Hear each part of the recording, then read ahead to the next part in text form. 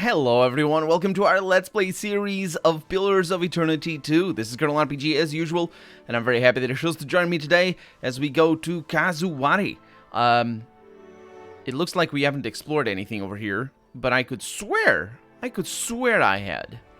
The sea billows beneath your vessel.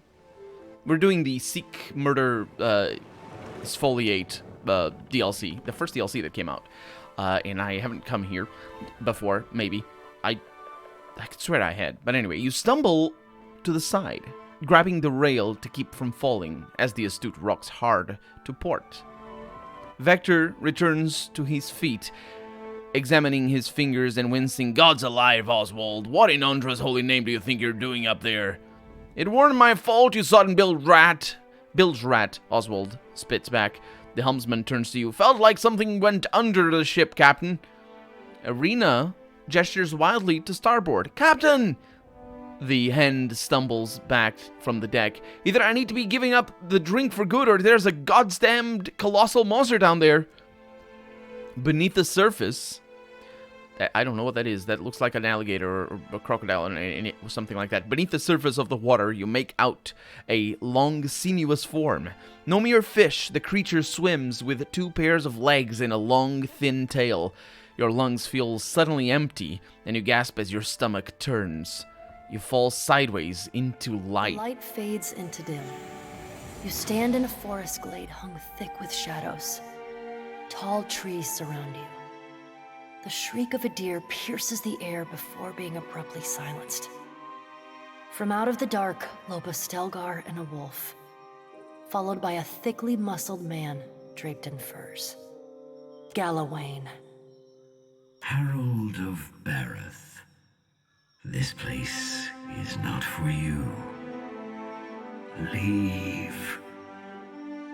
A smell like rancid blood and Daze's old sweat wafts off him in a wave. I will warn you only once. If you tread upon my island, it will consume you. The large beasts at his side step forward in unison, their tails angrily swishing the air. So you're not responsible for the head I received? I am not, though Muatu is mine, and I will claim him in time. Why don't you want me to come here? I have seen what you do to creatures who will not submit to you. I do not want the same for the residents of this island.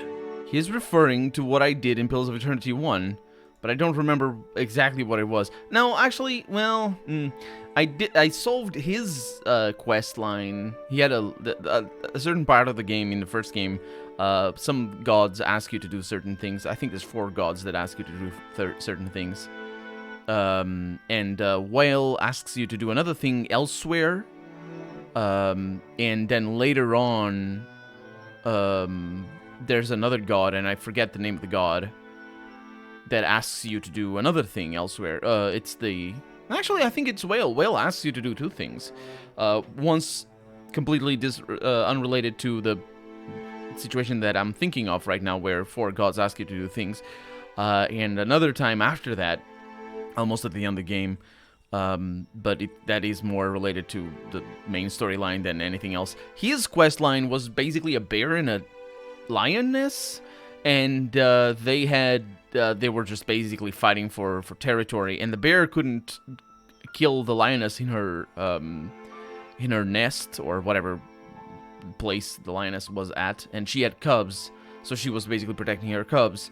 But the lioness wouldn't fight the bear out in the open because she would get killed. So I think I killed the bear on both occasions. I think I killed the bear. There's a way to not, you can definitely kill both. Although it is possible that I killed both as well. But I don't remember. So I've done a lot of things to a lot of creatures. You're going to have to be more specific. Do you deny slaughtering Archdruid Restin and the Ethic Knoll at Bereth's behest? Oh, right. That is that Bereth's quest. I think that was Barrett's quest. Barrett's quest, contrary to his quest, is just basically go there and kill these 2 people. And I did that because I might as well. You don't need to do those quests though. You only need to do 1, or I think no, you absolutely have to do 1 because you need the help of one of the gods at that certain part of the game. So you need to choose at least 1 quest to do. And if you do at least one of the quests, you don't have to kill anybody. And that would be Helios quest. You don't have to kill anybody. Although I did kill in Helios quest. But the Ethic Null here, one of them, the Archdruid Reshtin, I don't remember him in particular, but the Ethic Null are the druids that made blood sacrifices to... They didn't prolong their lives so much as make potions with the blood, I think. But I might be wrong on that. But I'm gonna say this. They were prolonging their lives with blood sacrifices. Their deaths were deserved. The blood of the weak feeds the strong. Such is the way of the world. Then I don't know why you're complaining. That argument never holds water, ever. Because of what I just said. Because it's double... It doesn't hold water because it is absolutely a double standard. Like, yeah, they were weak. I killed them. So what? You know? Why are you complaining? Oh, you killed them because they were strong, but they were weak. Or, I don't, like... It never holds water in any argument. This doesn't work. I mean, sure, whatever. It's a platitude, I suppose. The space between fair competition and senseless brutality is a chasm for most. But for you, it is a hair's breadth. I would not see you enact the same crimes here. Oh, look at that! The game is allowing me to call him on his bullshit. I love it. You contradict yourself. Although, I'm not a fan of accusing people of contradicting themselves because that's really I don't like it. But sure, it works. I don't like it personally. Basically, it's just a pet peeve of one of my many pet peeves. If they fell by my hand, I'm gonna say it was because I was stronger than them. Than they? Than them. It's because it's like the, you know, it's like, then me, not then I. So it's that them. You think yourself clever, but you killed them for sport, not for sustenance.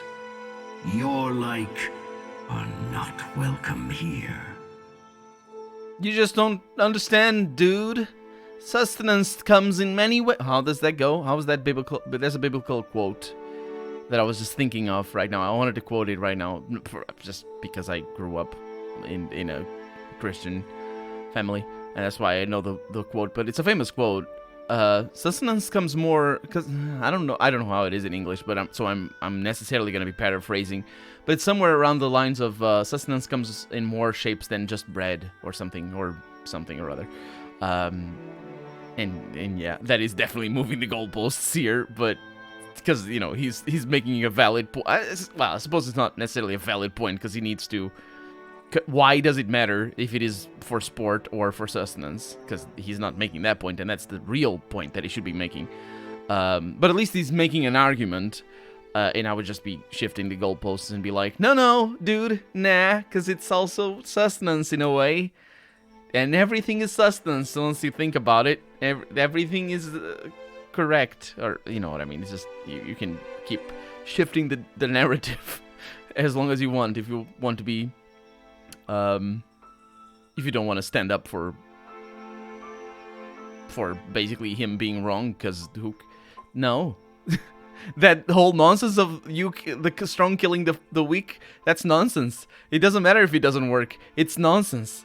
Because for many reasons. It's just like, because many reasons. Because we should, well, for one, because we should protect the weak. That's probably the biggest reason. And if you want to argue that, then oh boy, are we getting ourselves into a deep hole there? I mean, we could. I'm sure he wouldn't agree with that. He doesn't. He specifically doesn't agree with that, actually. His trials are very, very brutal. Hiravia's story is really, it's really brutal to hear him talking about. Hiravius is a brutal character as it is in the first game. I'm talking about a character in the first game. And he's the main conduit of the storyline of Galawain, or not necessarily the storyline, but at least the introduction to Galawain. And Hiravius is just yeah. So it's quite an interesting character for sure. I was told there's a problem here only a watcher can solve. You seem to overestimate your importance.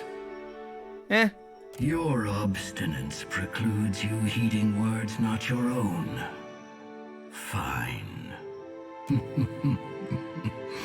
I have warned you. May aught that follows be on your head. With a sound like a thunderclap and a bright burst like lightning, the forest disappears, and you are thrust back into your body. You blink against the fading flash. When you can see again, you find your hands bloodless and aching, gripping the railing of your ship. Your eyes trace the giant lizard's path towards the nearby island. It seems to be swimming north, away from the waterfall. You lose sight of the beast as it plunges into the depths. Also, I think "ought" doesn't mean all.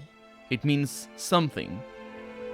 So I'm not sure if that is that correct. I've learned about the word "ought" in the last couple of years only, so I don't know. Is that correct to say "may ought that comes be on your head"? Because the context there kind of implies that it means all that comes be on your head, but "ought" means something. Because it's the opposite of "not." At least that's the not as in N-O-T, but rather N-A-U-G-H-T. That's the way I understand it anyway. So not, or the opposite of not would be not meaning nothing, and the opposite of nothing meaning something at all. So anything can mean that, but not everything. Anything is different from everything. Anyway, Moatu's voice seems a mere whisper after the power of a god's. I felt such rage from that beast, hunger too, and beneath all of it, I think fear. Galawain seems pretty unhappy with more than just my presence here. And this is a reference to what? Oh, it's Galawain. Okay. Yeah, and that would be because of my insight. The Lord of the Hunt sent that beast? Moatu's words rise in pitch and volume. Everyone on Kazuwari could be in danger. You have to help them. Please, Watcher. His voice echoes at the edge of your perception as your focus returns to the deck of the Astute. The crew, eyes wide, stares at you. Calm down, everyone. Whatever it was, it's gone. For now, anyway. Amani frowns. Don't mean he won't come back, the mariner mumbles. But we gain 7 morale. The Astute rocks gently. The large landmass beckons. Yeah, as long as we don't have to fight that thing in the water, I think we'll be fine. A little bit fine. Hopefully we'll be fine. But that concludes, or that confirms that we definitely haven't been here before. Now, the reason why this must have been... or this didn't have Fog of War, must have been because I explored this before installing the DLC, which meant that the island materialized in a place that I had already explored, and as such, I basically missed it altogether. That's bad news. That's bad news. I wish we could just collectively, as a civilization, come up with a method for noting where you have explored that is better than just the Fog of War. That just, like... Let me write on the map. That's probably the best thing. Just let me write on the map so I can just, draw. What do we have over here? We have a pass where we must fight. An unusual structure rises from the thick jungle foliage ahead of you. Vines drape it like decor, and it takes you a moment to resolve its form into the spine and ribs of some titanic beast. Its skull faces you, upside down, jaws wide open and gaping. Sharp teeth hang above like the waiting edge of the headsman's axe. And I'm gonna identify the skeleton.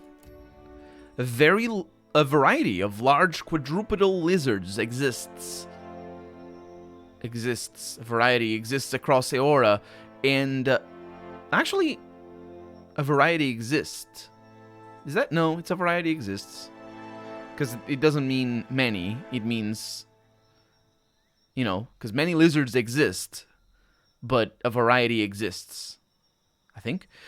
Across Eora, and judging from its skull and claws, this seems to be one. The shape of its ribcage suggests an aquatic or amphibious existence. Such creatures can be very aggressive. And I'm gonna sneak close, and we do a partial success. Despite your efforts, your movements elicit a series of thuds, pops, and cracks as you pass through the heavy undergrowth. As you near the skeleton, you make out a number of rough pieces of decoration hanging from the old skeleton. Crafted from wood and bone, they hang inside the mouth and ribs. Among the other desiccated sacrifices within the mouth, you find the remains of a human corpse. The hooved prints of numerous boars cross the space, overlapping with those of kith of various sizes.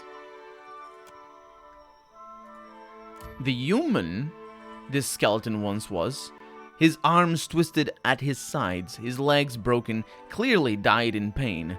Deep gouges along the sternum and cracks in the rib cage reveal multiple stabbings to the chest, likely the cause of death. That, combined with the raised position of the corpse on thick stones and its prominence in the center of the larger skeletal mouth, suggests that this individual died as a sacrifice. And it's being referred to as a skeleton, but I better hope it has some chunks of meat still there, because otherwise none of this makes sense unless it is a plastic skeleton.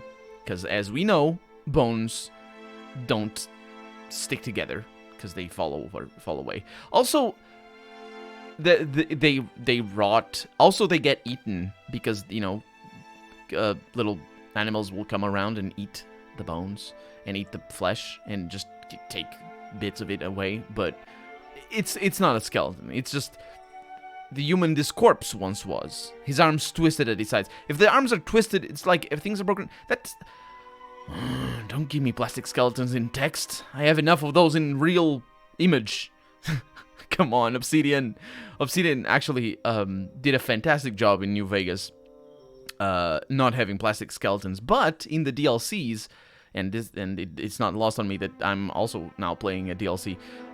In the DLCs, there are plastic skeletons, which is very unusual, considering that the rest of the game doesn't have plastic skeletons. And by plastic skeletons, I do mean just, you know, skeletons that are posed in funny poses that are meant to be funny, and you look at...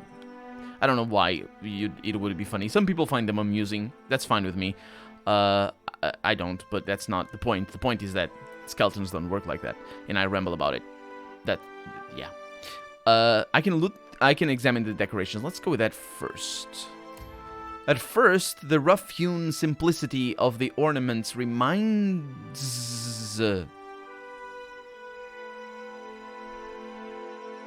Okay, that's 3 times in like 5 minutes where this happens.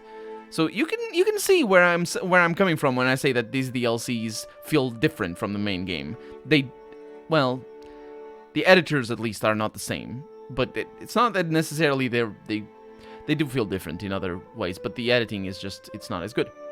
Because like this is just objectively wrong. It's not even me not knowing for sure, because I'm not a native speaker and I'm not good at it in the first place, let alone, it doesn't matter that I'm not a native speaker or not. It's just, you know, I'm not an authority on this. But yeah, the simplicity reminds you, not the ornaments remind you. Like, seriously? And it happened with a crew that looked at you. The game said the game said looked, rather, or rather, the crew look at you rather than looks, because the crew is singular, and so it should be looks. But it happened as well before, And now it's happening again. Anyway, at first, the rough-hewn simplicity of the ornaments reminds you of wilder totems, but fine etchings in some of the bones seem indicative of the Huana. You discover several effigies that appear to be boar-headed kith. Let's loot the body, because, of course. The man's pack contains little more than a grappling hook and some rope, but tearing out its false back reveals a large collection of carefully packed deer wooden coins. And, which is nice, we got a bunch of money. Let's sneak away, suppose. And failure. You tread carefully, moving silently through the thick jungle foliage. You hear a low swear, and you whip around to see a deer wincing, an arm caught tight by a thorn-covered vine.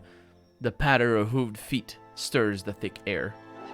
To either side of you, hide-draped kith approach, flanked by bristling boars, and kith being plural, because that doesn't make sense. That is correct. It's just, I know it feels wrong, but it doesn't. It's correct. That is correct. Flanked by bristling boars, so they're druids. I mean, I suppose they would be. They're followers of Galawain. Not that, well, Hiravis was a druid, but I think there are other classes that follow Galawain, but druids are very common. Don't move. Hateno is his name. Scars of battle and decoration stripe the large man's thick arms. Return to your little boat, interloper. You do not belong on Kazuwari. His companions, each equally well-armed and scarred, stand at ease beside their boar companions, eyes trained on you. Yeah, you're not welcome here. The scruffy Orlan nearest you jeers. The boar at her side tosses its head and kicks its hooves in the dirt. Also, that is a badass portrait that we have not seen before. That is a really cool portrait. It's just I'm not even saying it as a character design. Just the portrait is just badass. That's really, really cool. Turn back now and count yourself lucky you aren't already dead. Wait, I believe we may have a common friend. Doubtful.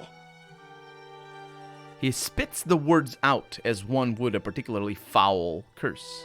I'm gonna show him the wise teeth necklace. He gave me this. Do you recognize it? Good for you. He's a hard old bastard to please. Okay, let's talk about this. There's no reason for this to get bloody. No. Hatenu hefts his blade and grins. The spirit of Moatu manifests beside you in a flash of light. His sudden appearance doesn't seem to register with the scarred Haumawa and his crew. Why did we stop? We ran into locals, didn't we? I doubt they'll listen to reason. Best to kill them and be done with it. I'm not going to kill them. Shibeal and Hateno exchange frowning glances. She seems a little off. Maybe we should let her be? All the more reason to make sure this one doesn't have the run of Kazuwari. I'm not looking for trouble, and I'm gonna move past him, which seems very confident of me, because it means like I'm walking towards him and moving past him and turning my back on him, but I'm gonna do it. I am.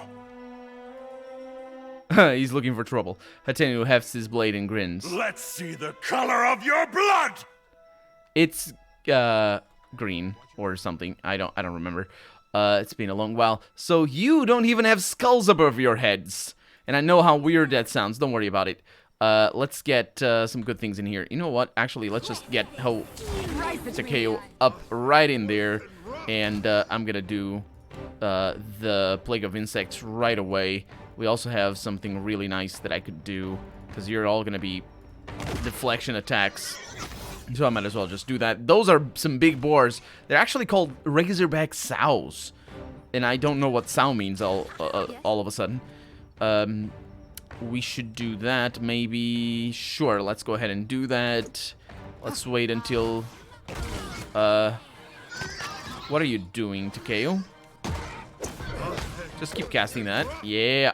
Let's cast this as well while we're at it. Although you're gonna hurt your friends, as we know. Right between you. Oh, that's not right. Because it's gonna be fine. Don't worry about it. And we got Moonwell. Sure, cast it. And yeah, they're all dead. That is a Son of a cur! son of a cur. What is cur? It's a dog, isn't it? So it's like, yeah, it's the she self-censors her swears. That I've noticed that since the beginning of the. Really, Takeo changes his lines because we have a relationship? Holy crap, that is awesome. Your desire is mine. Seriously. Too difficult, I say. That's him, you know, not being able to go there because I canceled his action, and that's what he says. That's pretty cool. That's pretty awesome. Love it.